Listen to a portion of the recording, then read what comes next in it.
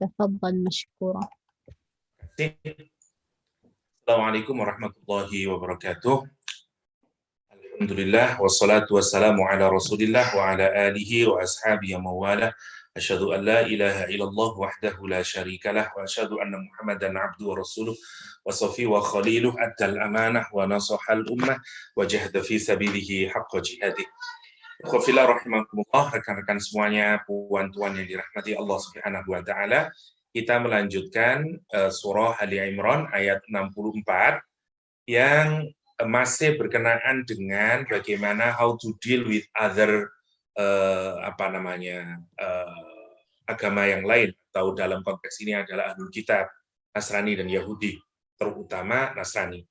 Ini nanti menjadi petunjuk kita bagaimana kita mungkin kalau bahasa kita sekarang melakukan debate, dialog with other faith misalnya, nanti pelajarannya dari sana. Kalaupun kita melakukan debat yang baik sebagaimana dilakukan Rasulullah, sangat argumentatif, tetap tidak marah, ya meskipun kita lihat sekali ya kalau kemarin misalnya orang Nasraninya sampai marah-marah dengan statement Rasulullah SAW, tapi lihat statement Rasulullah bukan dimotivasi hanya sekedar untuk mengalahkan sebagaimana banyaknya orang berdebat, tidak, tapi pendapat Rasulullah grounded, ada dalil logikanya, rasional, dan seterusnya. Nanti mungkin itu yang akan kita ambil hikmahnya, how to, kalau misalnya kita mau debate, mau interfaith dialogue, dan seterusnya, kita mungkin bisa mengambil dari ini semua. Sampai tahapan-tahapannya, kalau sudah dialog tidak mungkin, discussion sudah tidak bisa, ada konsep mubahalah, ya. Kalau nanti mubahalah sudah tidak bisa, baru ayat 64. Udahlah, cari titik persamaan. Sudah, ini kalau misalnya sudah tidak bisa dipertemukan lagi, masing-masing, ya sudah, cari common platformnya saja, common word-nya saja, yang bisa kita bekerja sama, terutama untuk urusan-urusan kemanusiaan, tetapi bukan untuk urusan-urusan teologis. Ya. Itu yang penting, ya, yang penting. Oke, Bismillahirrahmanirrahim. Qul ya ahlal kitab, ta'alau ila kalimatin sawa' bainana wa bainakum alla na'budu illallah wa la nusyrika bihi syai'an wa la yattakhidha ba'duna ba'dan arbaba min dunillah fa in tawallaw faqulu syahadu bi anna muslimun. Qul, katakan Muhammad, ya ahlal kitab, hei ahlul kitab. Satu, ini merupakan bentuk penghormatan, panggilan yang diberikan Al-Quranul Karim melalui lisan Rasulullah SAW dengan memanggil ahlul kitab, people of the book. Meskipun huruf nidaknya hanya menggunakan ya, bukan ya ayyuha, ya, tapi menggunakan ya saja. Tetapi kata ahlul kitab itu dipahami para ulama sebagai sebuah apresiasi yang diberikan oleh Al-Quran terhadap mereka. Dan tidak disebut dengan catatnya mereka karena melakukan corruption terhadap Alkitabnya dan seterusnya. Disebut sebagai people of the book, itu sebenarnya merupakan sebuah penghormatan. Sama lah ketika kita sebut ya ahlul Quran, itu kan penghormatan buat kita. Such an honor buat seorang yang memiliki kitab suci.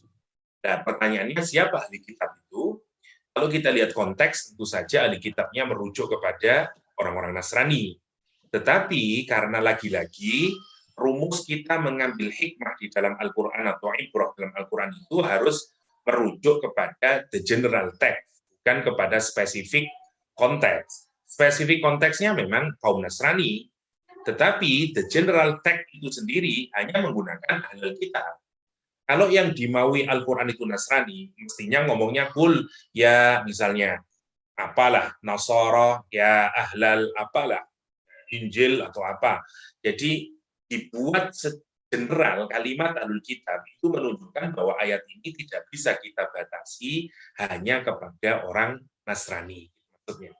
Jadi ahlul kitab bisa kita lebarkan maknanya kepada Yahudi. Bahkan sebagian ulama menyatakan sebenarnya ahlul kitab itu bisa, ini yang modern ya, saya lupa, Imam Maraghi kayaknya kalau sudah keliru, Wallahu a'lam. Ada yang kalau enggak, ya kayaknya tafsir Marawi kalau enggak Al-Manar, itu yang melebarkan makna Ahlul Kitab sebagai bukan hanya Nasrani sama Yahudi, tapi kemungkinan juga seperti Hindu Buddha.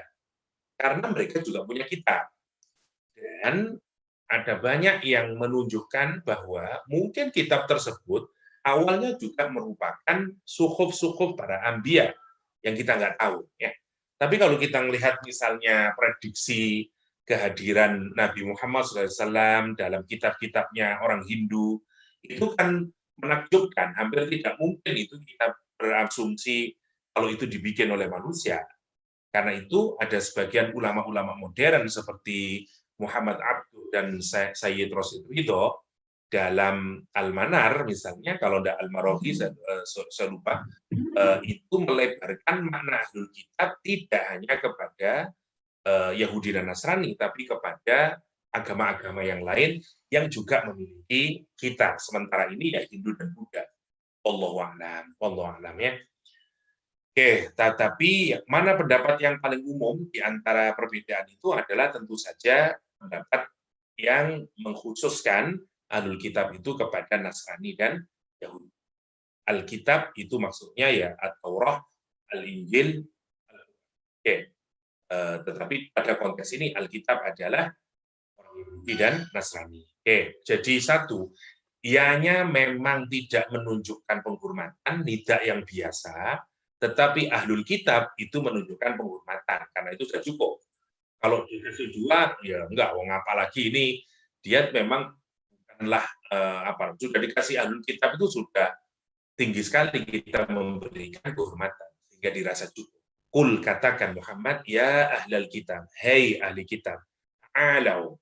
Ta'alau dari kata a'la, ala artinya tinggi ya, min, an, ila, huruf-huruf jar, ala artinya tinggi. Ini ceritanya kalau dulu orang dulu Arab itu kan tinggal di perbukitan. Dia berada di tempat yang tinggi, terus dia memanggil temannya, saudaranya yang ada di bawah untuk naik ke atas karena dia akan memberikan sesuatu yang positif. Karena tinggi itu menunjukkan kehormatan, kebaikan begitu. Nah, kata itu karena dari yang bawah suruh naik ke atas itu namanya ta'al. Ya, dari situ diambil kata ta'al. Ta'al, ta'ali, ta'alau, ya, ta'alau maksudnya gitu. Dan pada konteks ini kenapa Quran menggunakan kata ta'alau? Karena memang ahli kitab diajak untuk menuju ketinggian. Ya, maksudnya. Jadi satu referringnya kepada kitab suci mereka, ya ada banyak. Di balik kata ta'alau ini menarik kalau kita pikirkan ya. Oke, biar saya tidak kemana-mana dulu, kita lihat dulu beberapa tafsir biar tidak mengulangi lagi ya. Kata ahli kitab. Kalau di tafsir An-Nukat, ya, mensarikan ada 3 pendapat di kalangan para ulama tentang kata ahli kitab. Yang pertama, annahum al-Yahud, Yahudi yang pertama. Seperti pendapatnya Imam Qatadah, Ibnu Jurayj, Rabi bin Anas. Yang kedua, wafdu Najron, delegasi Nasrani Najron, alladzina hajju fi Isa, yang mereka melakukan debat atau bantah-bantahan di Isa tentang Nabi Isa alaihissalam. Yang ketiga, ahlul kitabaini jami'ah. Yang ketiga, digabung Yahudi dan Nasrani. Wallahu a'lam. Ada pendapat yang meskipun ini kayaknya tidak tepat ya, tapi wallahu a'lam, Ibnu Abbas menyatakan nazalat fil qissisina warruhban. Ayat ini turun kepada kissisin warruhban. Kissisin adalah pastor, priest, ya. Ruhban adalah Jewish rabbi. Jadi istilah kalau untuk Nasrani kissisin, kalau untuk Yahudi ruhban. Jadi kissisin adalah priest sama pastor, ya. Kalau father, nah, kalau di Indonesia father diterjemahkan Romo. Jadi kalau nanti ngelihat ada menurut Romo ini berarti dia Katolik. Kalau disebut pastor di Protestan kalau di Indonesia. Saya tidak tahu di Malaysia kalau yang Katolik disebut apa? Father. Romo juga kan? Atau apa? Bapak. Saya tak pasti ya. Takut ada yang tahu. Nggak tahu karena soleh solihah semuanya, nggak pernah berhubungan dengan gereja. Oke, nggak penting, hanya sekedar ingin tahu saja bagaimana menerjemahkannya ya. Sisin warahban. Faba'asa bihan Nabi, kemudian Rasulullah SAW mengutus Ja'far wa ashabi bil Habasyah. Nabi kemudian mengutus Ja'far ya dan sahabat-sahabatnya, orang-orang yang pertama melakukan perpindahan ke Habasyah. Faqara'aha Ja'far, Ja'far membaca ayat ini, wan Najasi jalis, dan Najasi sedang duduk, wa Proful Habasyah, dan seterusnya. Ayat ini qul ya ahlal kitab ta'alau ila kalimatin sawa. Itu yang pertama ya, tentang ahlul kitab. Secara lebih lebar maknanya itu ya. Jadi ada yang ke Yahudi, Nasrani, atau ada yang melebarkan sampai ke apa saja agama yang memiliki kitab suci yang diduga sebenarnya dia tetap berasal dari Allah SWT. Oke. Kata ta'alau, kita perhatikan dulu, kata ta'alau di sini nggak ada ya. Jadi sekali lagi ta'alau, ta'alau ini berasal dari kata ala yang artinya tinggi ya. Alal kursi, upon artinya sebenarnya atas kursi misalnya. Ta'alau artinya tinggi. Maksudnya gini, kalau kita makna yang pertama ya, maksudnya adalah kalau kita melihat kitab suci, itu kan dia adalah divine revelation. Dia akan reveal, ya, dia di-reveal. Karena di-reveal dia berasal dari sana, dari the Most High, ya, yaitu Allah Subhanahu wa Ta'ala. Oke. Sebelum dia tercampur dengan berbagai macam, ya. Jadi dia dari atas diturunkan. Tetapi begitu dia turun, ya, begitu dia reveal, ini orang Yahudi terutama yang melakukan mix dengan macam-macam itu. Tidak hanya di mix, tapi juga dia mengkorap juga, mengkorap isinya kitab suci itu. Misalnya mix dengan kata-katanya sendiri, di mix dengan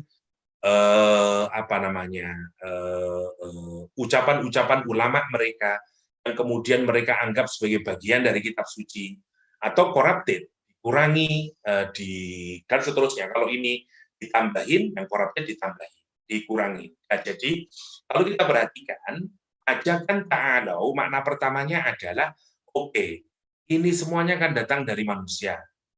Forget about it dulu. Rujuklah kepada mana yang Anda yakini, kepada yang masih asli. Ya. Kalau kita lihat Bible, katakanlah kalau kita lihat misalnya Paulus, surat-surat Paulus dan seterusnya, itu kan sebenarnya bukan kalimatnya Nabi Isa alaihissalam, ya, sampai kemudian yang menegaskan Trinitas dan seterusnya, rata-rata adalah dari Paulus. Ya, surat-surat Paulus yang juga ada di dalam Perjanjian Baru atau New Testament. Tapi kalau kita mau interfaith dialog, misalnya dialog, maka caranya adalah ta'alau. Makna yang pertama itu, meskipun implisit ya di dalam kata ta'al itu, diajak untuk kembali kepada kitab-kitab suci mereka yang masih murni, katakanlah. Meskipun kita susah karena kitab sucinya tidak murni. Itu yang pertama. Yang kedua, ya Allah itu karena merujuk kepada Tuhan, ya, paling tinggi yang asal, sementara kalau yang di bawah itu manusia, ya, karena itu maksudnya ta'alau yang pertama, ta'alau. Yang kedua ya kita mengajak mereka untuk menuju ke ketinggian, kebaikan, kehormatan, begitu. Bukan ngajak ke bawah yang sifatnya mau berperang, mau berkelahi dan seterusnya. Itu poinnya ya, ta'al. Seperti orang dulu menggunakan kata ta'al karena ada sesuatu yang positif, dia mengajak yang di bawah untuk ke atas. Ta'al, ta'alau, itu maksudnya. Ayat ini kemudian menjelaskan ta'alau kemana? Ta'alau ila kalimatin sawa. Kita diajak, kita mengajak, ya, ahli kitab, marilah ta'alau, suruh naik ke atas, ya, gambarannya, ila kalimatin sawa, kepada kalimat yang sawa. Sawa artinya even, ya, yang sama. Jadi masing-masing agama itu mesti ada kesamaan. Ya, kita biasanya dalam konteks modern biasanya disebut sebagai Abrahamic religions. Ini yang benar ya. Alhamdulillah, sebenarnya itu poin yang juga bagus. Karena kalau nanti titik poinnya pada Ibrahim, itu yang paling dekat adalah kita, umat Islam. Ya. Kita biasanya tiga agama ini, Nasrani, Yahudi, dengan Islam disebut sebagai Abrahamic religions, atau agama yang asal-usulnya berasal dari Nabi Ibrahim alaihissalam. Ya. Yaitu karena disebut sebagai common platformnya adalah Abrahamic religions, kalimatun sawa. Nanti apalagi yang bisa misalnya tentang kemanusiaan, itu namanya kalimatun sawa. Jadi kalimatun sawa itu common platform, tapi maksudnya cari sesuatu yang sama antara kita dengan pemeluk agama yang lain. Ya. Jadi fa'amal kalimah faqala mufassirun hiya la ilaha illallah. Memang ada perbedaan. Ada yang menyatakan maksudnya kalimat itu adalah kalimatun sawa itu la ilaha illallah. Tiada Tuhan selain Allah. Tetapi sekali lagi interpretasi mereka beda-beda. Allahnya itu kalau menurut Nasrani ya Trinity. Ya. Fa'inqila fahadil kalimah. Falimah qala kalimah. Kenapa kok disebut kata kalimat? Karena kalimat tu'abbiru an alfadin wa kalimatin. Ya, karena kalimat itu menggambarkan lafaz-lafaz dan kalimat-kalimat. Ya. Dan seterusnya ya. Ini cuma istilah saja. Kalau penting, kalimat di sini memang ditafsiri berbeda-beda nanti di kalangan para ulama karena Quran hanya menggunakan kata kalimat. Yang disebut di sini mudahnya kalimat adalah la ilaha illallah Muhammad Rasulullah. Ya, kalau kita lihat dari aspek bahasa, kalimatun sawa ya kalimat yang sama cara orang melihatnya. Karena di setiap agama ada hal yang kita sepakati atau hal yang sama sebenarnya antar pemeluk.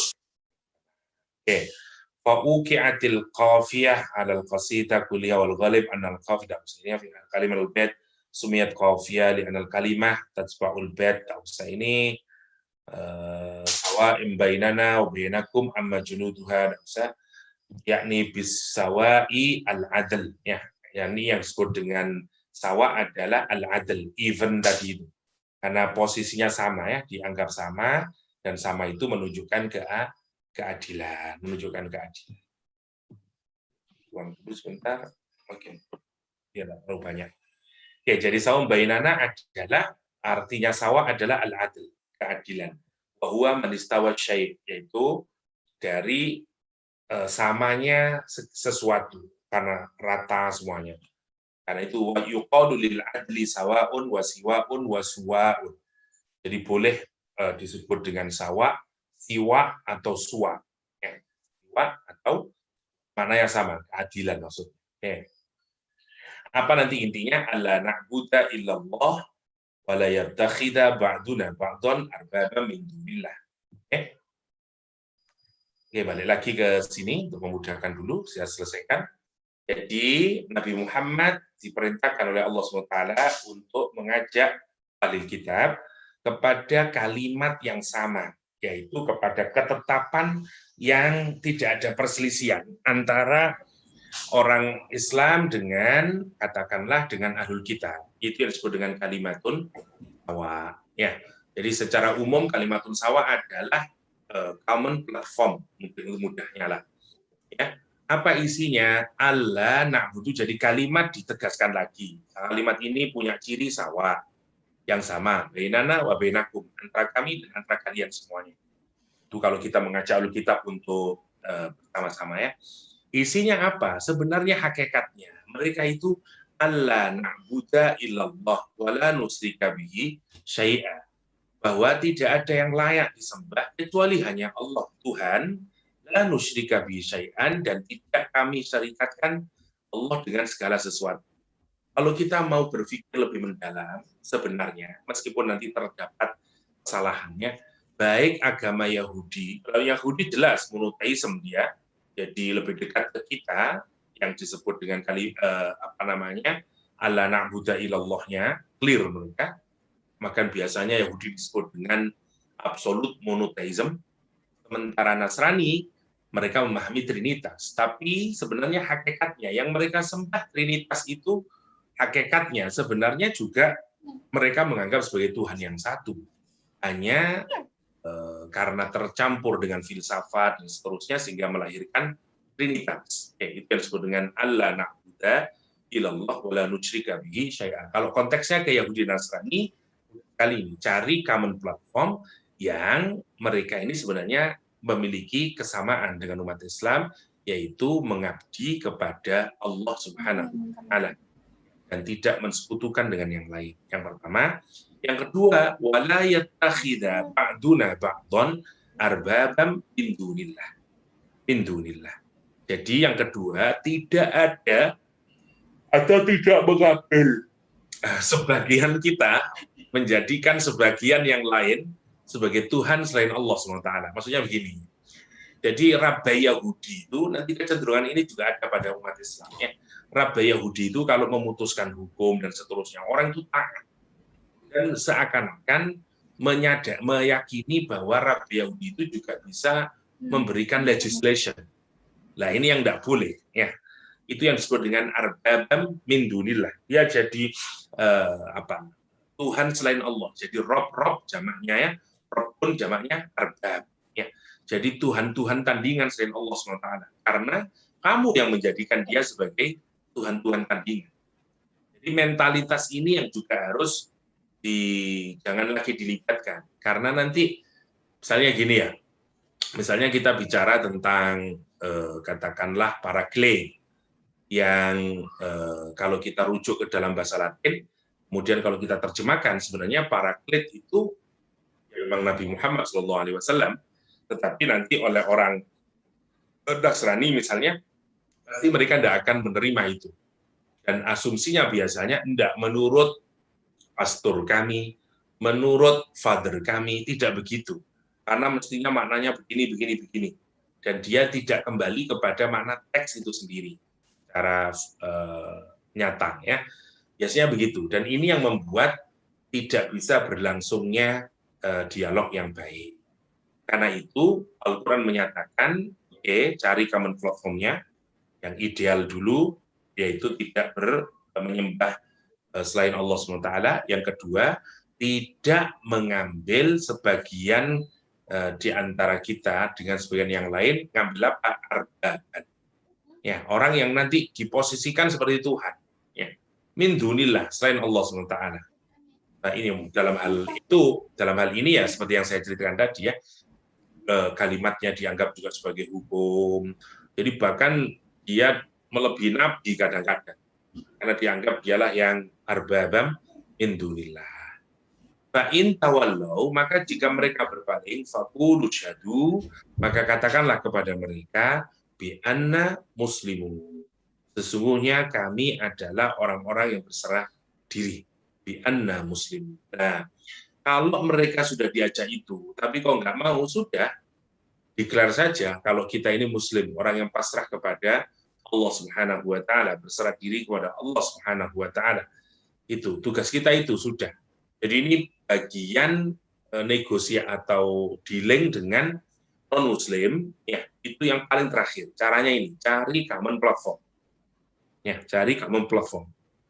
Dan itu diletakkan di akhir. Jadi kalau kita pikirkan ya, jadi kalau dengan deal dengan non-muslim, di sini saya sebut saja dengan non-muslim, atau kita sebut dengan people of the book lah, people of book, yaitu Nasrani dengan Yahudi, ya.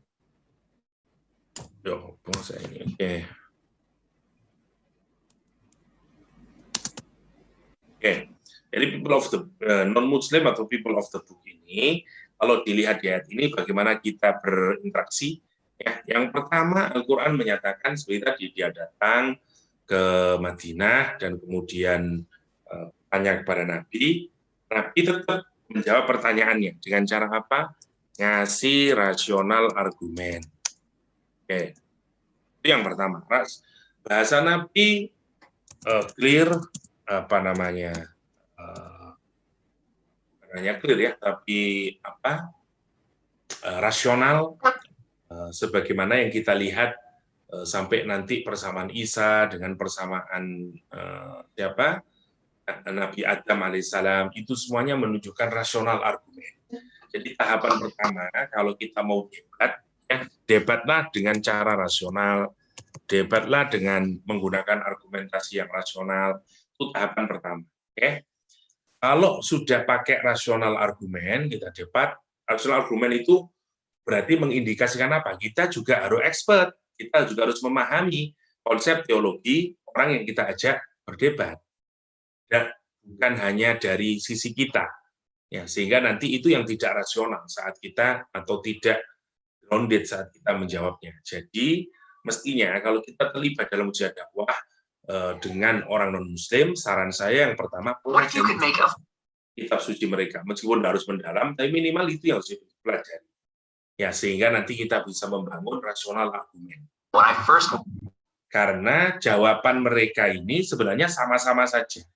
Jawaban orang-orang yang membenci Islam dan seterusnya, ya, tentang nabi pedofil dan seterusnya. Sebenarnya dari dulu yang muter-muter itu saja, dan sudah sekian banyak jawaban dari para ulama kita yang menjawab itu. Maksud saya begitu. Ya. Jadi yang pertama rasional argumen atau debat. Kalau mereka debat sudah tidak bisa, tetapi masih ngeyel aja terus, maka berikutnya menurut Al-Quran adalah mubahalah. Itu step yang kedua. Ya, kalau enggak pakai rasional enggak bisa, malah dia mau pakai fisik, dan tidak. Lihat interaksi dengan non-muslim itu tidak ada yang menggunakan fisik. Maksudnya enggak ada kekerasan fisik, adanya cuma rasional argumen. Setelah rasional argumen enggak bisa, ya misalnya, maka kalau memang enggak bisa dilakukan mubahalah. Dipanggil anak, cucu, keluar ke tempat, dan kemudian bersumpah bahwa jika saya tidak benar, laknatlah saya, anak-anak saya, dan seterusnya. Tapi bila Nabi benar, ya, maka laknat itu akan terjadi kepada orang-orang Nasrani Najran. Dan itu membuat Nasrani Najran ketakutan. Ya. Padahal Nabi sudah membawa Fatimah, Ali, dan cucunya, Hasan, Husain. Itu yang menarik. Karena apa? Karena Nabi akan berdoa siap untuk bermubahalah dengan orang-orang Nasrani pada saat itu. Ya, jadi itu namanya mubahalah. Bagaimana mubahalah diterangkan di pertemuan kemarin. Setelah mubahalah, kalau sudah ini yang paling mentok terakhir, namanya kalimatun sawa. Kalau kita mudahkan, atau saya tidak tahu cocok tidak, artinya common platform. Oke. Atau biasanya juga disebut dengan common word.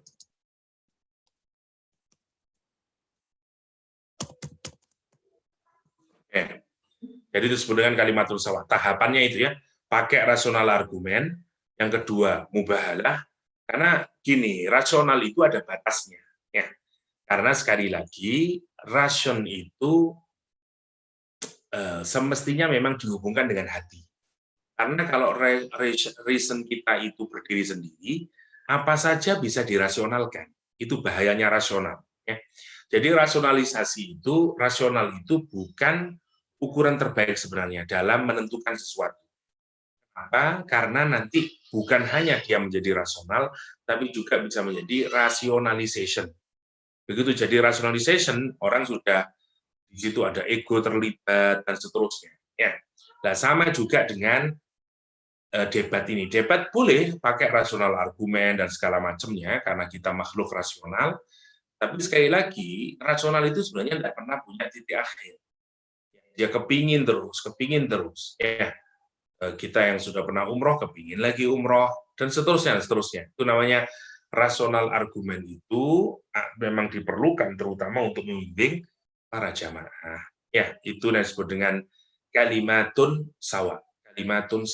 Oke, rasional argumen maksud saya. Ini saya tidak tahu kemana ini, kayaknya tidak benar lagi ini. Allah, oke. Bismillahirrahmanirrahim. Rasional argumen. Sorry, Wan. Kenapa tadi kok kayaknya ada bimbing umroh? Tadi kemana itu kan bimbing umroh? Masya Allah. Rasional argumen. Jadi kalau argumentasi kita itu harus didasarkan atas reason. Tapi sekali lagi, reason ada batasnya. Saya kasih contoh lah. Teman saya di Australia hidup bersama dengan pacarnya tanpa menikah. Ketika saya tanya, kenapa kamu tidak married saja, resmi, kata dia. Ya, kata dia. Kenapa cinta saya dan pasangan saya harus dilegitimasi oleh orang lain, kata dia. Cinta itu adalah private feeling between me and my spouse, kata dia. Kenapa saya harus melibatkan orang ketiga untuk membuat cinta saya ini menjadi valid, kata dia. Doesn't make sense, kata dia. Dalam urusan rasional, menurut saya juga benar juga sih ya, orang ini, ya gitu lah. Misalnya kita, enggak, yaitu biar kuat, jadi ada kontrol dari masyarakat. Kamu tidak bisa main-main dengan perempuan, sehingga ada kontrol dari masyarakat, karena kamu menikah di depan masyarakat, kata dia juga. Memangnya ada orang yang menikah dengan disaksikan oleh banyak orang tidak, divorce, kata dia? Ya ada juga.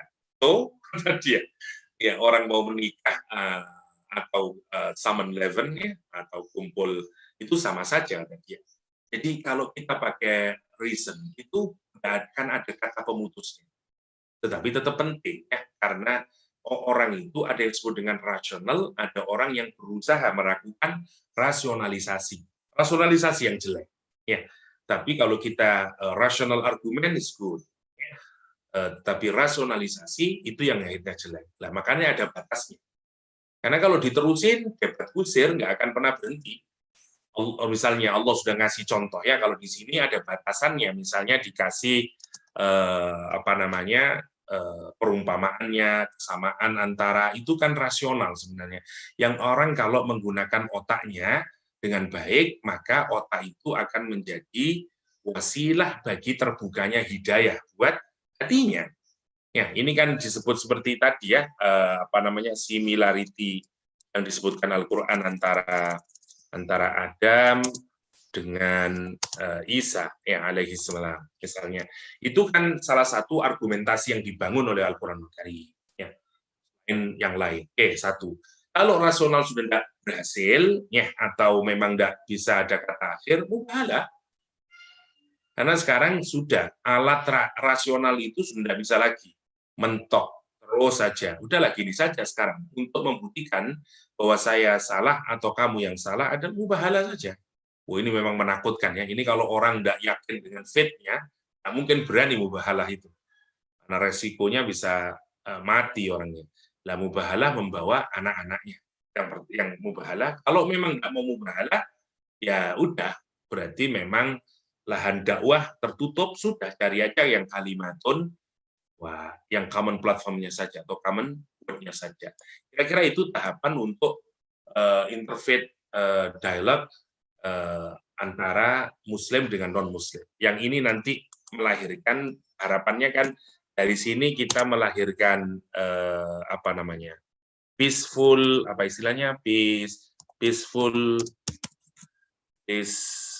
peaceful coexistent kayaknya ya. Coexistent, kira-kira begitulah. Hidup bersama yang damai.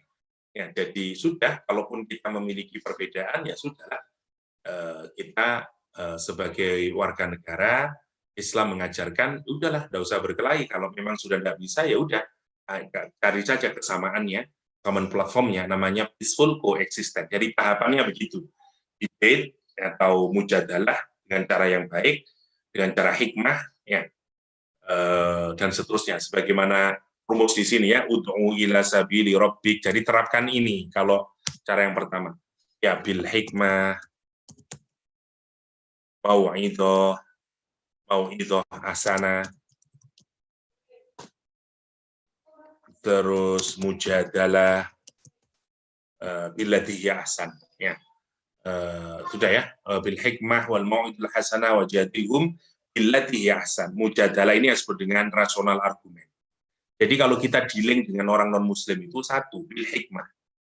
Ya, itu yang paling penting dulu. Sesuaikan antara ucapan kita dengan perilaku kita. Ya, itu namanya hikmah secara mudahnya ya. Pernah kita sudah bahas waktu kita bahas Al-Hakim, ya sudah banyak.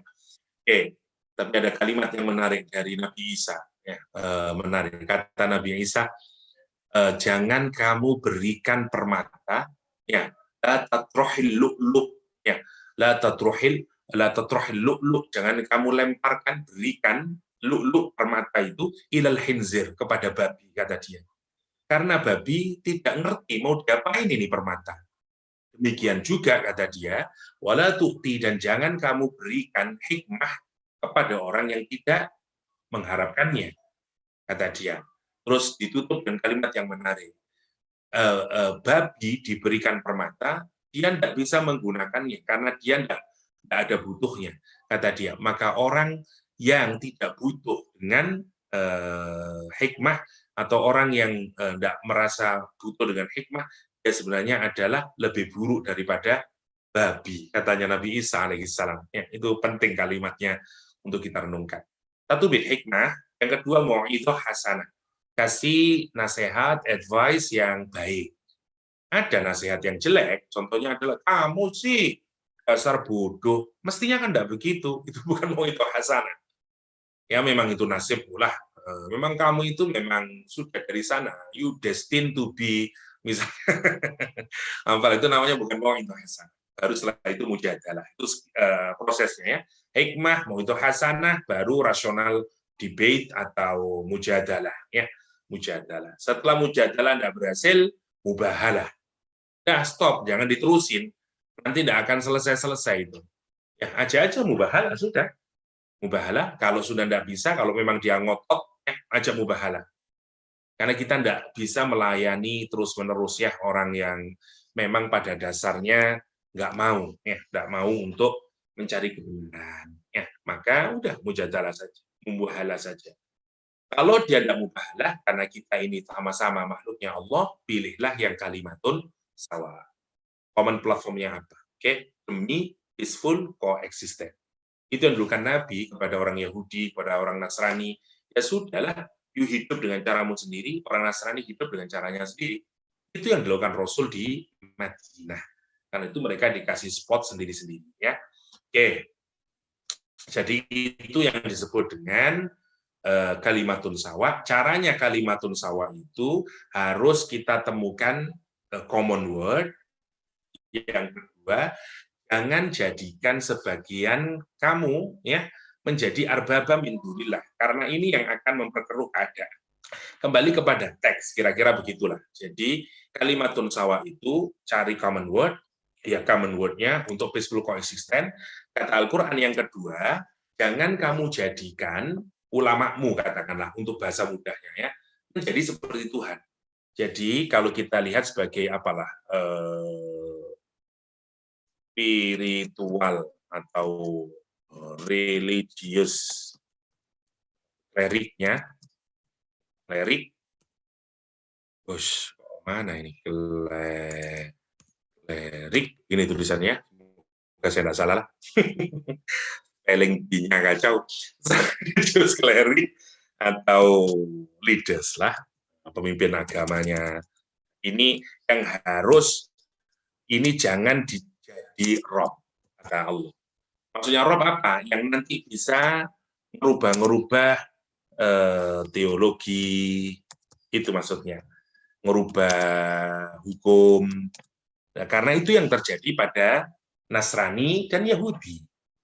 Itu yang membuat kita tidak akan bisa menemukan titik temu. Ya. Jadi hindari dua itu kalau memilih kalimatun sawa. Satu, cari common word-nya yang sama-sama. Ya. Yang kedua, cari, jangan jadikan spiritual, religious kleriknya, leaders-nya sebagai roh, yang nanti bisa menentukan teologinya, hukumnya, dan seterusnya. Itu prinsip dari ayat yang ke-64, ya, kelamaan nanti saya. Dan kalau mereka tidak mau, sudah, tidak usah mikirin mereka. Buktikan saja bahwa kita ini adalah muslimun. Fa'in tawallau faqulu syahadu bi anna muslimun. Kalau 1-3 ini tidak mau mereka, ya sudah, nggak usah mikirin mereka lagi. Kita saja sekarang yang penting adalah isyhadu bi anna muslimun. Itu tahapan yang kelima. Sudah, kalau mereka tidak mau, sudah, fokus saja sama Islamnya kita, fokus saja sama bagaimana kita obey, ya bisa obedient kepada Allah SWT.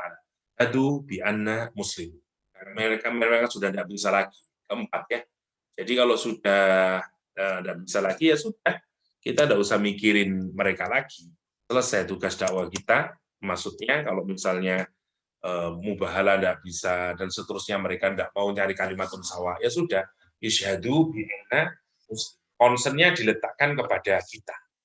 Itu 64, singkatnya kita masuk ke sawaun. Jadi sudah, wala yattakhidhu ba'duna ai, misalnya apa yang dimaksud dengan tidak menjadikan sebagian dari kita atas sebagian yang lain Tuhan-Tuhan selain Allah SWT. Ada 3 pendapat. Yang pertama, sujudu ba'dihim li ba'd. Sujudnya sebagian kalian kepada sebagian yang lain. Yang kedua, la yuti'u ba'duna ba'dun fi maksiatillah. Janganlah kamu mentaati sebagian kamu atas sebagian yang lain di dalam maksiati Allah SWT. Yang ketiga, an-naj'al ghairallahi rabba. Kamu menjadikan yang selain Allah itu adalah Rabb. Sebagaimana orang Nasrani yang menjadikan Nabi Isa sebagai Rabb. Itu wala yattakhidha ba'duna ba'dan arbabam min duni. Itu 74, kita masuk 75. Ya ahlul kitab, lagi-lagi, ahli kitab, masih terusnya. Lima tuhajjuna. Memangnya kenapa sih 5? Karena alasan apa? Karena jadi 5 itu lamnya litta'lil fungsinya ya. Litta'lil itu untuk menunjukkan alasanmu apa. Apa yang memotivasi kamu itu? Namanya litta'lil.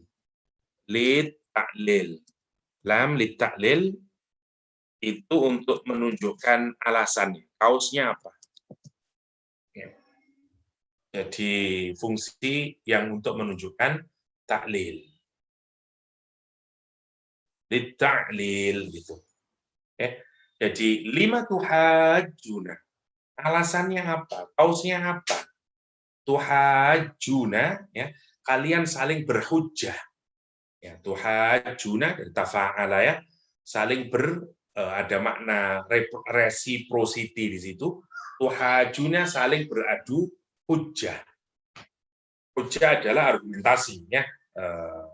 Namanya tuhajjuna, orang saling berargumentasi. Mengumpulkan hujah-hujahnya. Menurut saya begini, menurut kamu begini, menurut kamu. 5 tuhajjuna. Kenapa kamu kok berbantah-bantahan itu? Tentang siapa? Fi Ibrahim. Tentang Nabi Ibrahim. Wa ma unzilat Taurah wal Injil illa min ba'di. Afala taqilun. Menarik Al-Qur'an ini ya.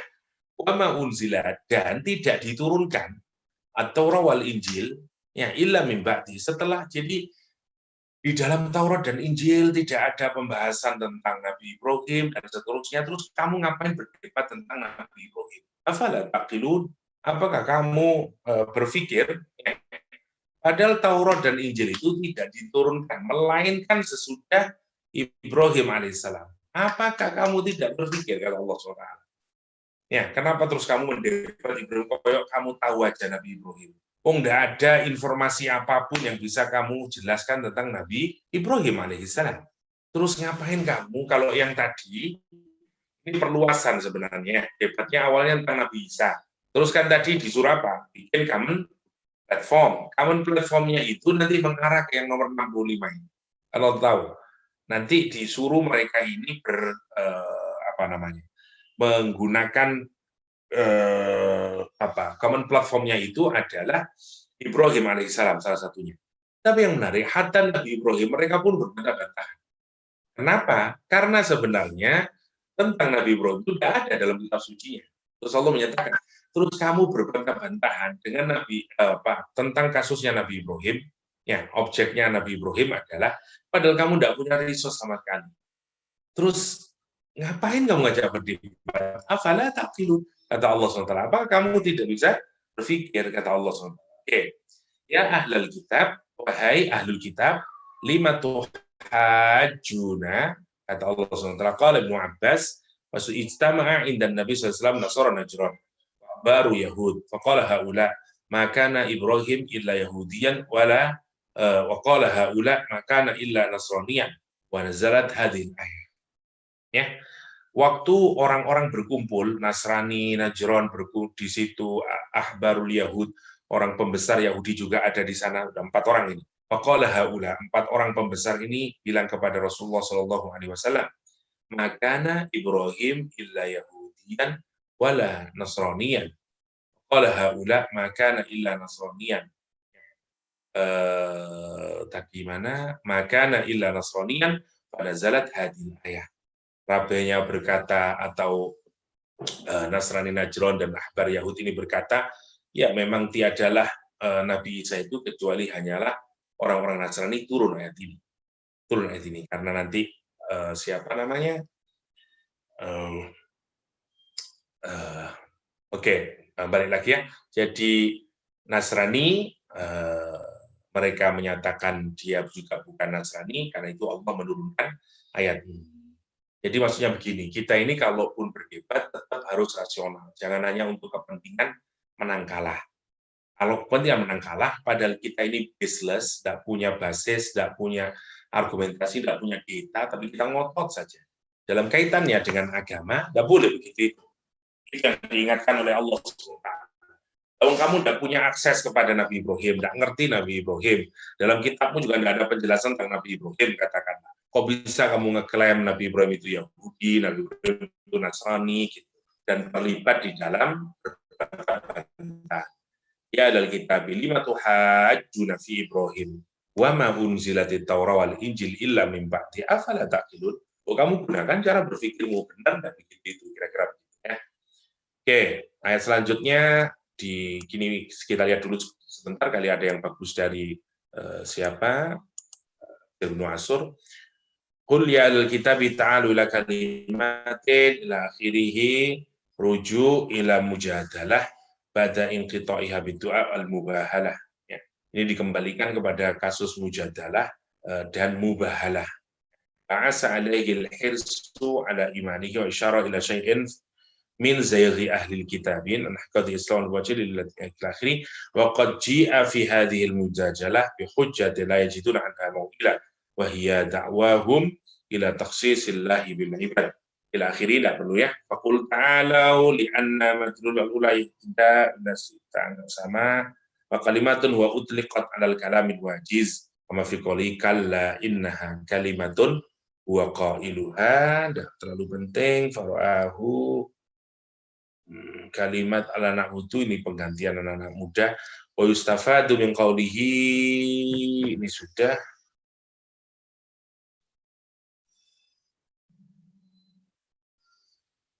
Oke, saya anggap selesai itu. Oke, sudah. Jadi ya alal kitab lima tuhajuna fi Ibrahim wa ma unzilat Taurah wal Injil illa min ba'dihi afala taqilun. Ha antum haula'i hajajtum fama lakum bihi min ilmun falima tuhajuna fi ma laysa lakum bihi ilm. Kata Al-Qur'an ilmu wallahu ya'lamu wa antum la ta'lamun. Oke, ayat ke-65 dan 67. Ya al-kitab, wahai ahli kitab, lima tuhajjuna. Mengapa engkau berbantah-bantahan? Ibrahim di dalam kisahnya Nabi Ibrahim alaihissalam. Ha antum haula'i hajatum fi malakum bihi tuhajjuna fi Ibrahim wa ma unzilat Taurat wal Injil illa min ba'di afala taqilun. Istiqna, saya lihat dulu ada yang baik.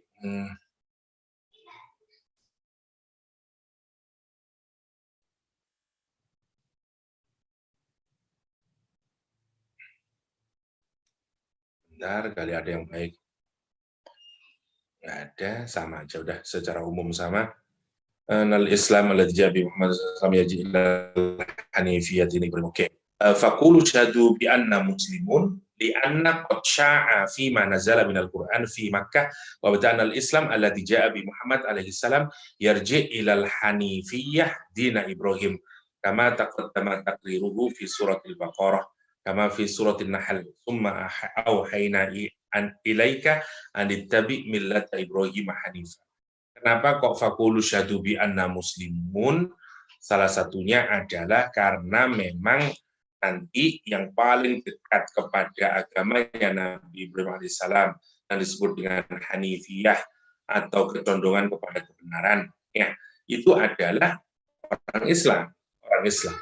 Karena itu nanti bahkan hari ini yang paling mengimplementasikan ajaran Nabi Ibrahim itu adalah umat Islam. Dan yang paling menarik kalau kita renungkan nanti, semua ajaran Islam itu sejak mulai syahadat sampai haji sebenarnya juga mengikuti Nabi Ibrahim alaihissalam. Oke.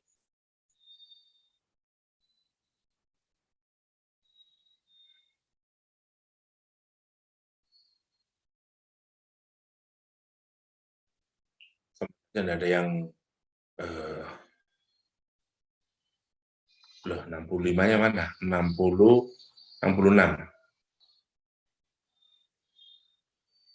Mana 66 ini? Kalimatu hajuna tadi ya, sudah 66. Fa in hajuka faqul aslamtu wajhiya lillah. Maka na Ibrahim Yahudiyan. 66-nya apa ayatnya ini kok enggak ada? Ini 67. Bentar. 66-nya apa ya? Kok enggak ada punya saya? Ada sikit doktor dekat tafsiran yang tadi. Ada sikit. Di mana? Tadi masa ayat 65 dengan 66 tu dekat tafsir atas tu ada sikit je. Tu ada sikit. Fa in tawallau 64.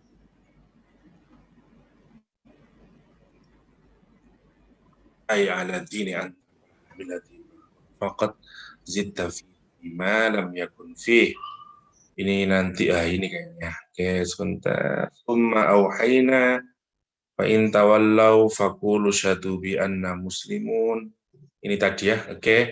Ada satu riwayat yang menarik, misalnya faruya anna wafda Najran, asbabun nuzul yang kadang juga dirujukkan ke sana adalah anna wafda Najran, sesungguhnya delegasi Nasrani Najran itu qalu, berkata mereka kepada Nabi, aina da'ahum ila ittiba'i dinih, ketika Nabi mengajak mereka untuk mengikuti agamanya Nabi Muhammad SAW.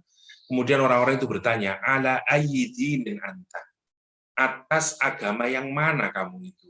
Nabi Muhammad SAW menjawab, qala ala millati Ibrahim, saya mengajak kalian kepada agamanya Nabi Ibrahim.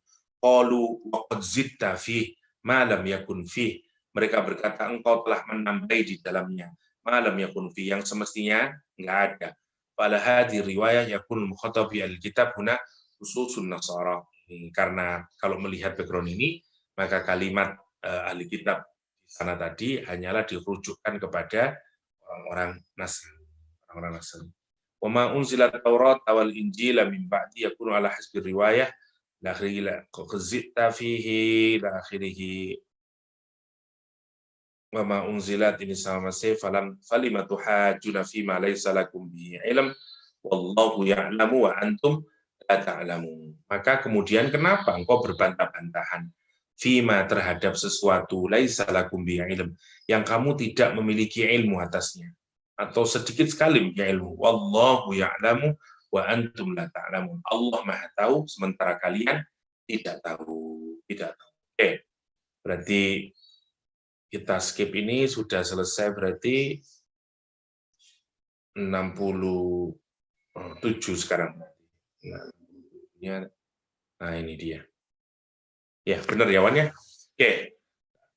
Punya saya. Maka na Ibrahimu Yahudiyan wala Nasraniyan, walakin yang saya ini, Furqonnya kok hilang.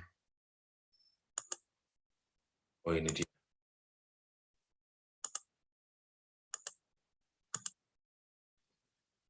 66. Oke, ha antum haula, lah ini dia.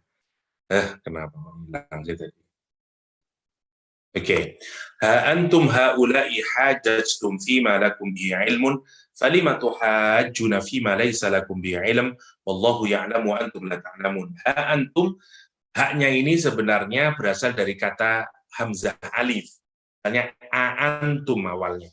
Tapi kemudian alifnya itu orang Arab tidak senang ngomong antum, itu tidak senang. Ya, karena berat di lesannya. A 2 kali itu antum, karena itu diganti hamzah. Ya, untuk memudahkan antum. Kita juga merasakan, tapi sedikit lah. Enak, lebih mudah mana membaca antum sama antum. Itu lebih susah. Itu. Jadi awalnya dia antum, tapi diganti antum. Ya. Oke. Seperti kata jamiyun, ya, makanya nanti dibaca tashil. Ya, kalau kita baca gharibul Quran, ya, seperti ismam, imalah, ada juga namanya tashil. Tashil itu begini, memudahkan. Jadi awalnya jamiyun, lah diganti hak yang kedua. Ya. Ini juga sama. Antum asalnya antum, apakah kamu, jadi diganti antum. Ya.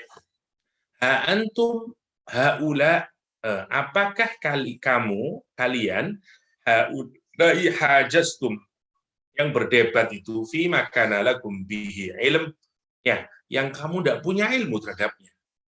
Apakah kamu akan berdebat dengan satu hal di mana kamu tidak punya ilmu? Masya Allah, ya. Fima lakum bihi ilmun ahad wa annahu ma ra'aw wa ayan. Kamu tidak melihat, kamu tidak bisa mendetailkan ma umiru bihi, yang kamu tidak diperintahkan, anhu dilarang juga enggak. Qala fa amma alladzi laisa lahu bi ilm fa huwa sya'nu Ibrahim alaihissalam. Maksudnya yang dimaksud dengan alladzi laisa lahu bi ilm, yang kamu tidak punya ilmu di sana, maksudnya adalah sya'nu Ibrahim, yaitu tentang bagaimana Nabi Ibrahim alaihissalam. Ya.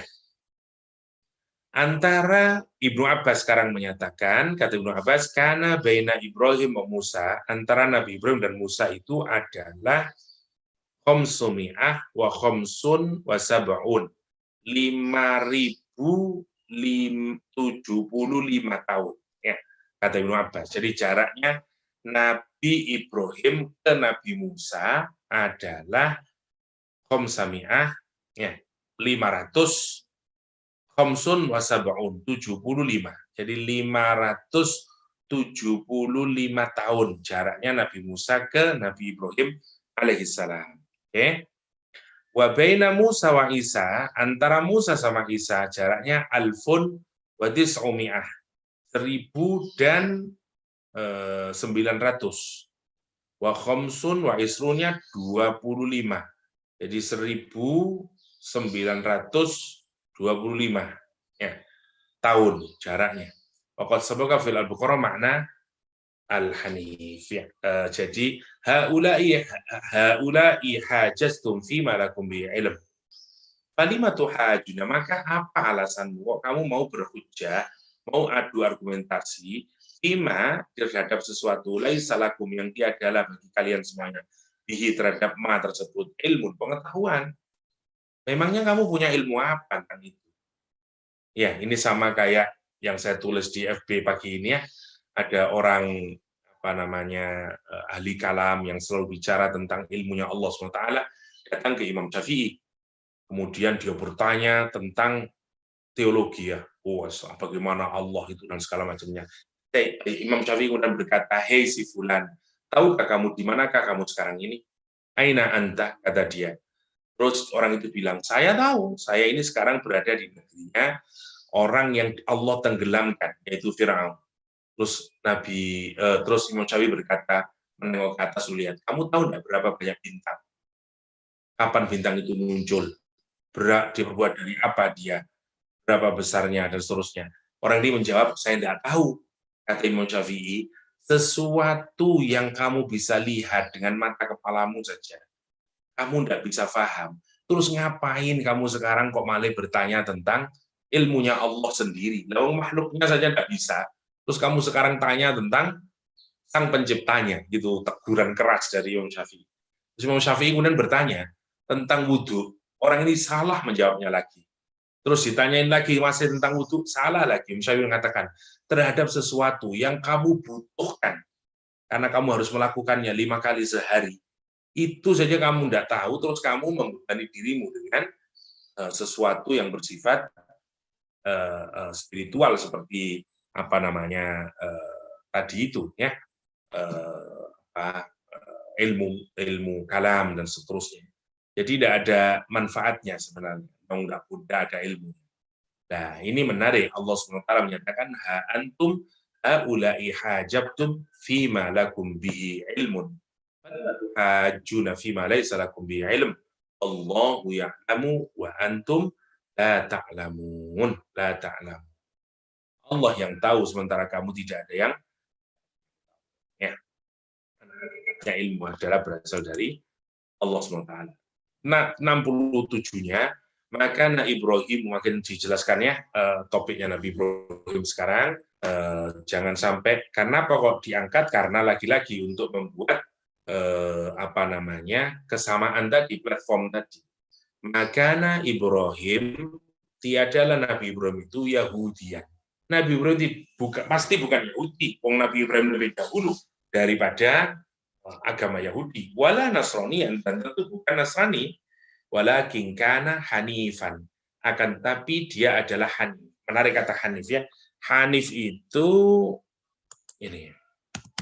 Hanif itu awalnya maknanya adalah sandal, kemiringan pada sandal. Kemiringan pada sandal. Maksudnya gini, atau pada sepatu ya. Kalau kita lihat sandal atau sepatu itu kan dibuat berdasarkan ukuran kaki.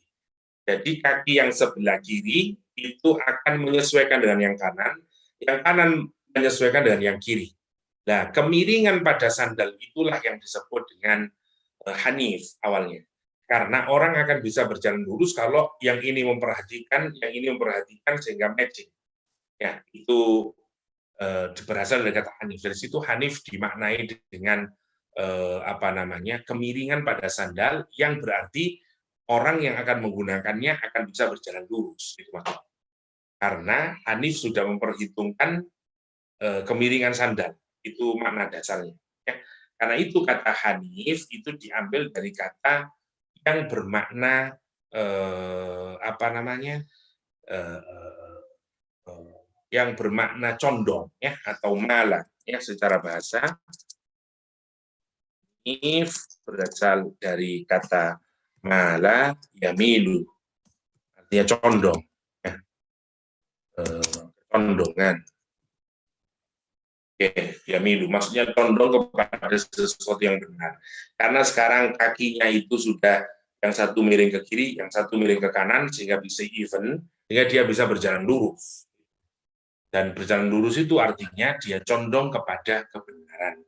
Karena sekarang dia tidak condong kepada kemusyrikan. Itu maksudnya Nabi Ibrahim itu bukan Nasrani, bukan Yahudi.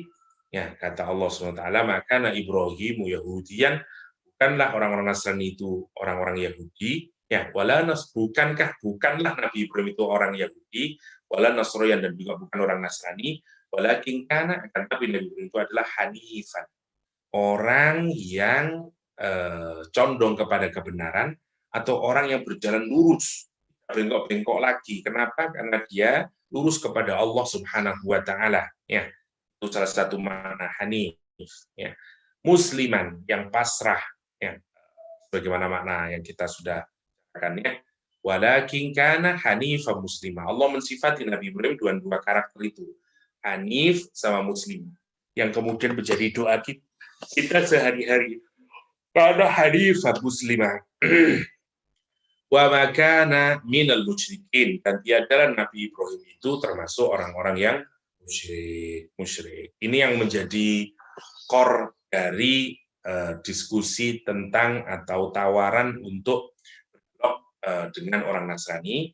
Salah satu caranya nanti yang terakhir adalah nyari common platform, yaitu dengan Nabi Ibrahim alaihissalam. Tapi hindari ya klaim mereka itu Nabi Ibrahim adalah Yahudi, Nasrani adalah Yahudi dan seterusnya. Mereka salah karena apa? Karena sejatinya tidak mungkin Nabi Ibrahim itu orang Nasrani atau orang Yahudi karena datang lebih jauh lebih dahulu. Nah, itu gambarannya apa namanya?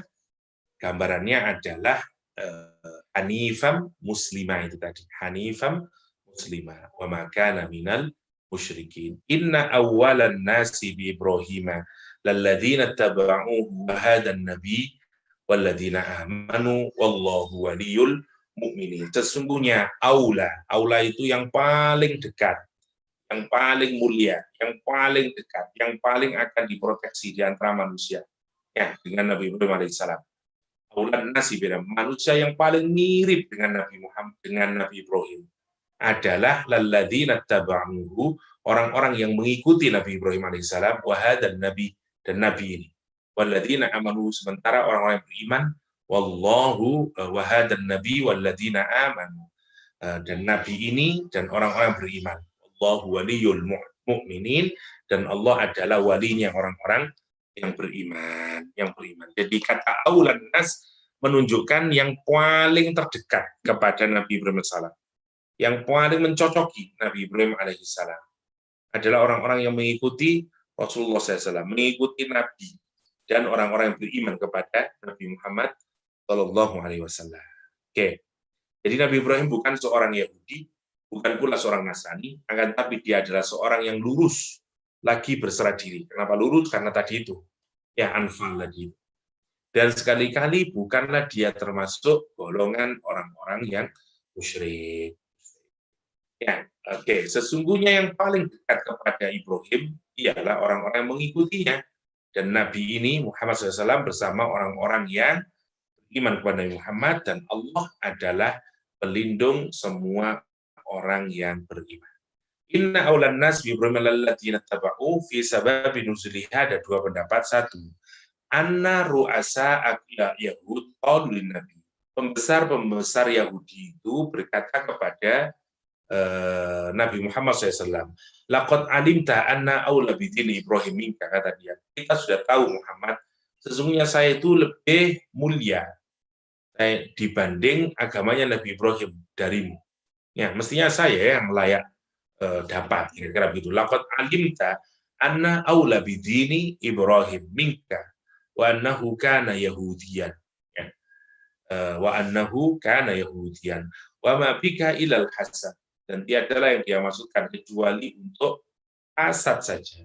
Panazalat hadil ayat, maka turun ayat ini, wa maknaha, dan maknanya adalah ahaqqun nas bidini Ibrahim, sebaik-baiknya manusia atau sehak-haknya manusia terhadap agama Nabi Ibrahim.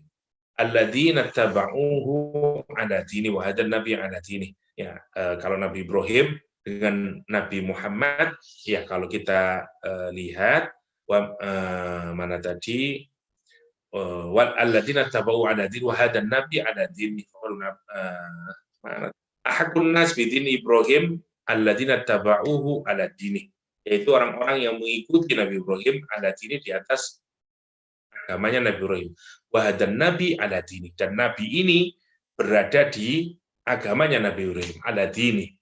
Qala Ibnu Abbas wa sani anna Umar bin As arada ayughdiba Najasi ala ashabin Nabi. Qala Najasi innahum la yashtumuna Isa. Qala Najasi ma yaqulu sahibu fi Isa? Qalu yaqulu innahu Abdullah ruhuhu wa kalimatu alqa ila Maryam, fa akhadha Najasi min siwakihi qadra ma yafdi al-ain wa qala wallahi ma zada ala ma yaqul sahibukum ma yarawna hadha al-qadha, summa qala abshiru fala dahwarata al-yawm ala hisbi Ibrahim. Ya. Kata yang riwayat yang kedua menuturkan, Umar bin As, Amr bin As itu hendak memarahi Najasi, ya, hendak ayughdiban Najasi ala ashabin, atas perlakuannya terhadap sahabat Nabi. Faqala lin Najasi, maka berkata kepada Najasi, innahum la yastumuna Isa, sesungguhnya kalian berkata mencerca Nabi Isa alaihissalam. Faqala Najasi, berkata, ma yaqulu sahibukum fi Isa, apa yang kalian ucapkan terhadap sahabat kalian, ya, apa yang sahabat kalian ucapkan tentang Isa. Faqalu, mereka berkata, yaqulu innahu Abdullah, sesungguhnya dia adalah Abdullah Rasuluh, wa kalimah, satu kalimat alqa ila Maryam. Wa khadan Najasi min siwakihi qadra ma yafdil ain, wa qala wallahi ma zada ala ma yaqulu sahib. Demi Allah, bahwa sahabatmu yakni Nabi Muhammad SAW tidak menambah-nambahi apa yang dia ucapkan. Ma yazinu hadal qadaf. Summa qala abshiru, berbahagialah, fala fala dahwaratal yaum ala hisbi Ibrahim. Malah Najasyi yang mengkonfirmasi bahwa apa yang diyakini atau diajarkan oleh Nabi Muhammad SAW justru merupakan peneguhan kepada agamanya Nabi Ibrahim alaihissalam. Qala Amr bin As, mana tadi? Wa man hizbu Ibrahim, siapakah partainya Nabi Ibrahim? Qala haula'i rahtu wa sahibu fa anzalallahu yauma husumati ma'an nabi hadil ayat hada qalu Abdurrahman bin Ghanam. Ya, ada sebagian orang menyatakan ar-rahtu wa sahibuhu yang menjadikan partainya Nabi Ibrahim. Fa anzalallahu, dan Allah menurunkan yauma husumati ma'an nabi hadil ayat. Ini berhubungan dengan kalimat mereka hada qalu Rahman. Itu kalau di Ibnu Ashur kita lihat sedikit, maka Ibrahim istidlal matian ghairul Hanafiyah, ini untuk menunjukkan bahwa Yahudi dan Nasrani itu bukanlah agama Hanifiyah. Karena itu memang tepat ketika mereka tidak menggabungkannya itu, karena mereka bukan agama Hanafiyah, agamanya Nabi Ibrahim alaihissalam. Ya, jadi mereka itu sendiri Yahudi Nasrani, bukanlah Hanifiyah. Wa anna Musa Isa alaihissalam lam yukhbira, tidak memberikan kabar di annahuma alal Hanafiyah, kalau kedua nabi tersebut Musa dan Isa itu pastinya berada dalam agama Hanifiyah. Tajan Ibrahim lam yakun ala hal Yahudi wa nasu ila akhirih. Jadi ini perkenaan, dan nanti kalau kita lihat semua ajaran yang diajarkan oleh agama ini juga terkait kelindan dengan ajarannya Nabi Ibrahim alaihissalam. Mari kita lihat ya persamaannya. Hanifah muslimah tadi sudah, NH juga, aslam tulidiyani fala akhafu.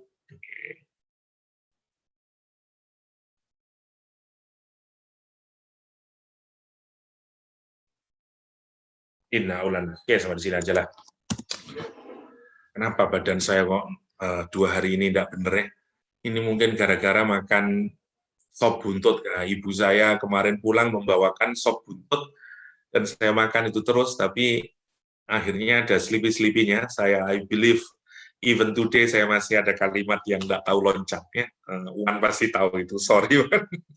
Jadi kita simpulkan lagi ya. Jadi semoga tadi apa kalimatnya diawali, makana Ibrahimu Yahudiyan wala Nasroniyan walakin kana hanifan muslima wa makana minal musyrikin. Habis isyhadu bi anna muslimun tadi, terus kita mempertanyakan, kenapa kamu mau berdebat tentang Nabi Ibrahim, padahal kamu tidak punya ilmunya, sedikit sekali ilmumu.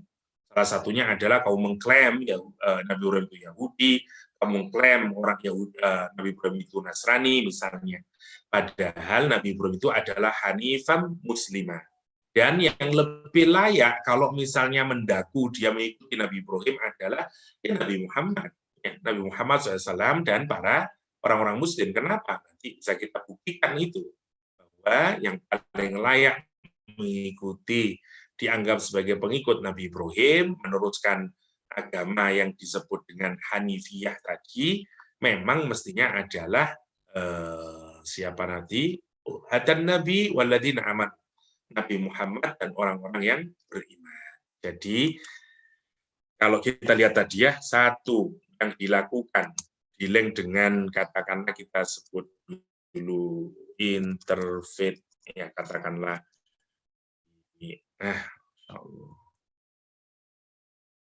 dialog. Oke, yang pertama adalah hikmah, terus mau'izah, terus mujadalah. Saya kasih tanda kurung, rasional argumen.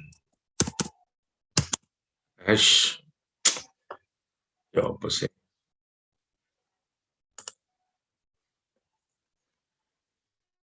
Rasional argumen, argumentation. Oke, yang pertama. Yang kedua, kalau tidak bisa, mubahalah. Yang ketiga, kalau masih tidak mampu, kita mencari kalimatun sawa. Kalimatun sawa, caranya tadi adalah dicari common word-nya. Ya. Terus habis dari itu diingatkan tentang jangan jadikan arbab. Saya singkatkan saja ya, jangan jadikan arbab min dunillah. Min dunillah. Ulama-ulamamu jangan jadikan arbab min dunillah. Kemudian tentang Nabi Ibrahim alaihissalam. Ibrahim, kata Al-Quran, Ibrahim itu adalah Hanif. Hanif, ya, yang pertama. Yang kedua, Musliman. Ya, Musliman. Aish. Ya, Hanif, Hanif.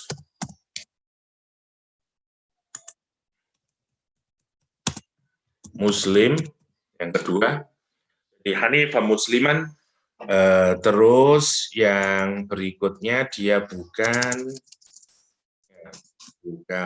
not Yahudi dan Nasrani.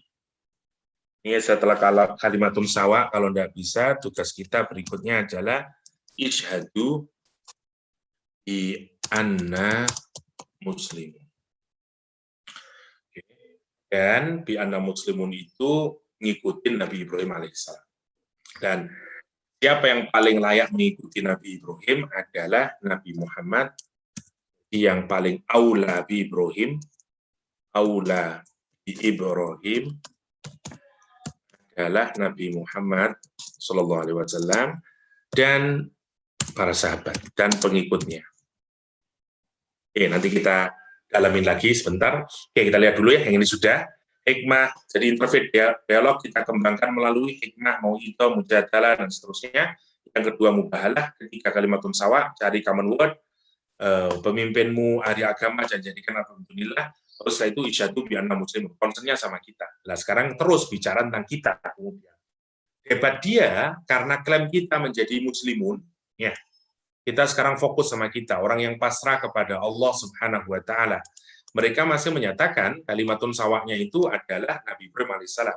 Dan Ibrahim itu dianggap Yahudi, Ibrahim dianggap Nasrani. Quran lagi-lagi memberikan penjelasan yang rasional, singkat padat, bahwa Nabi Ibrahim tidak mungkin seorang Yahudi dan Nasrani. Ya, karena waktu dan segala macamnya ya lebih jauh dibanding Yahudi dan Nasrani. Terus yang kedua, berarti Nabi Ibrahim itu siapa? Karakternya adalah Hanif sama Muslim. Hanif, dia lurus ya kalau berjalan, karena sisi yang kiri telah disamakan dengan sisi yang kanan, sehingga dia bisa berjalan dengan lurus. Hanif maknanya adalah condong kepada kebenaran.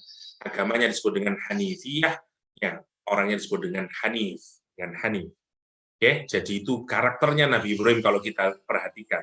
Dia lurus, ya, namanya Hanif, condong kepada kebenaran. Ya, itu yang pertama. Yang kedua, Muslim, orang yang pasrah. Ya, ini terlalu banyak contohnya ketika Allah memerintah Nabi Ibrahim alaihissalam, qala aslamtu lirabbil alamin, kata Nabi, Ibrahim, sesungguhnya aku adalah orang-orang yang berislam. Jadi pernyataan isyhadu bi anna muslimun sesungguhnya juga memang mendeklar bahwa kita ini mengikuti Nabi Ibrahim alaihissalam. Dan benarlah kata Al-Quran, yang paling layak untuk mengikuti Nabi Ibrahim, paling besar mengikuti Nabi Ibrahim adalah Nabi Muhammad Sallallahu Alaihi Wasallam dan pelakunya. Ya, mari kita perhatikan, kalau kita sekedar untuk sebentar saja, misalnya syahadah. Kita lihat rukun iman dulu. Habis syahadah, misalnya sholat. Ya. Sholat, habis itu zakat, habis itu puasa, habis itu haji.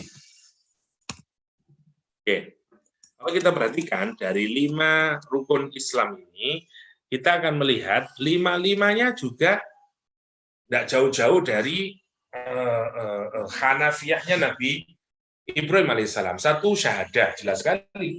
Nabi Ibrahim itu hanya punya satu Tuhan, bukan 3, bukan yang lainnya.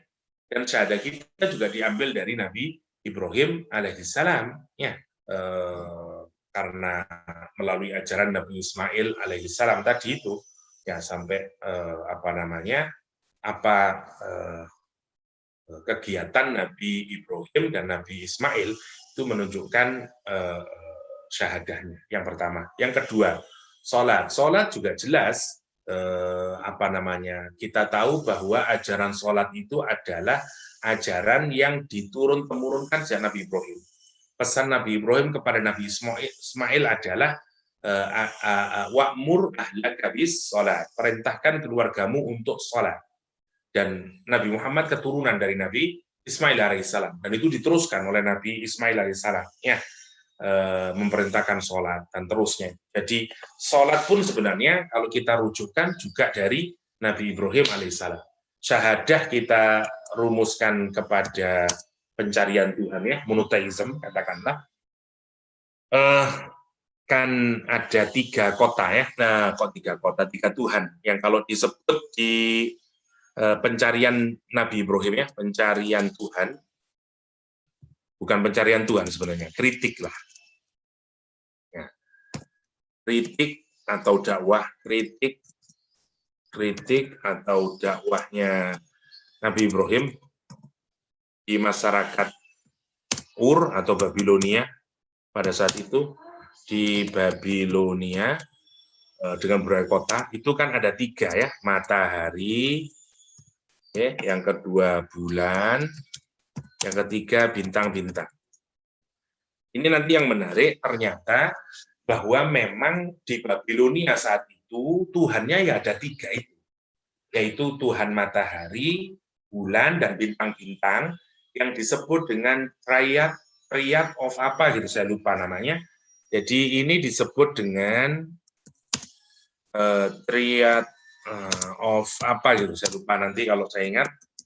Jadi Nabi Ibrahim itu memang sama sekali tidak sedang mencari Tuhan, maksudnya begitu. Nabi Ibrahim itu mengkritik agama-agama yang ada di 3 kota yang di Irak itu, di Babilonia tepatnya. Ya, satu mereka menyembah matahari, yang kedua dia menyembah bulan, yang ketiga dia menyembah bintang-bintang, dan nanti di ujung kerajaan-kerajaan di Babilonia itu di setiap kota, di Ur dan segala macamnya, simbol dari 3 ini menjadi satu, karena nanti ada raja yang melegalkan atau dia berkeyakinan terhadap 3 ini yang benar-benar Tuhan, ya, matahari, bulan, bintang. Karena itu Nabi Ibrahim yang masih muda itu kita lihatkan dia mengkritik habis-habisan kaumnya dengan cara menyatakan di hadapan banyak orang, oh matahari besar ya, mungkin ini Tuhan dan segala macamnya. Dia membaik-baikan agamanya, misalnya yang percaya sama matahari, tapi kemudian disikat habis oleh Nabi Ibrahim, kritiknya Nabi Ibrahim terhadap mereka. Singkat cerita begitulah, matahari, bulan, bintang. Dan apa yang dilakukan Nabi Ibrahim ini sesungguhnya adalah pernyataan syahadah. Penegasan bahwa tidak ada Tuhan selain Allah SWT. Namanya syahadah. Oke. Habis itu sholat. Sholat sangat dekat dengan Nabi Ibrahim. Seperti tadi, ya. Wa'mur ahlaka bis sholat. Wastabir alayya. La nas'aluka rizqa. Nahnu narzuquk, kata Allah. Udah, Nabi Ibrahim itu Nabi Ismail diajar Nabi Ibrahim, udah fokus saja sama sholat. Ya. Kata dia, nanti Allah yang akan menjamin. Serahkan sama Allah, yang penting ikhtiar. Ya, kamu tidak usah minta rezeki, nanti Allah yang ngasih rezeki. La nas'aluka rizqa, nahnu narzuquk, kata Allah SWT. Ya. Jadi, ya, sholat kembali lagi kepada Nabi Ibrahim. Zakat, apalagi. Zakat jelas kembali kepada Nabi Ibrahim. Mulai Nabi Ibrahim menyembelih dan segala macamnya, ya, itu kembali kepada Ibrahim. Puasa, apalagi. Ya, karena nanti yang mengajari kita akan Al-Qur'anul Karim, ya, dan kalau kita belajar Al-Qur'an dan seterusnya itu Rasulullah SAW, karena yang membacakan dan mengajari wa yu'allimuhumul kitaba wal hikmah, ya, diajarin oleh Rasulullah SAW. Salah satu tugas kenabian adalah menjadi mu'allim, atau menjadi guru yang akan mengajarkan isi dari Al-Qur'anul Karim. Nah, kalau kita perhatikan, hatta puasa itu juga sangat dekat dengan Nabi Ibrahim alaihissalam. Terutama haji kita sudah tahu bersama. Ini kan napak tilas dari kehidupan Nabi Ibrahim alaihissalam. Jadi 5-5-nya sebenarnya lebih dekat kepada Nabi Isa alaihissalam. Karena itu kalau yang layak disebut sebagai aulan nas bi Ibrahim, ya memang Nabi Muhammad dan para pengikutnya. Itu yang dibaca di ayat 78. Inna aulan nasi bi Ibrahim lalladzina taba'u wa hadan nabi walladzina amanu wallahu waliyul mu'minin. Sesungguhnya orang yang paling dekatnya, yang paling yang paling dekat lah, yang paling layak kalau misalnya dia mengaku mengikuti Nabi Ibrahim itu adalah orang-orang yang mengikutinya, wahad dan nabi ini, walladzina amanu, dan orang yang beriman. Allahu waliyul mu'min. Oke, itu maknanya asyaddu ya, aula bimakna asyaddu. Ya. Oke, 79 ada 79. Sorry Wan, ini ada tamu, jadi kayaknya saya menghentikan sebentar. Nanti kalau misalnya mau ditambah, kita tambahi sedikit lagi ya, sampai ayat yang ke 60 mungkin. Ya, saya temui dulu karena dari jauh, nggak enak saya. Oke, mungkin silakan diskusi dulu lah sama Mak Hala, insya Allah. Mohon maaf Kak Ha, saya masih sleepy tadi. Doktor, ke kita nak stop kat sini dulu?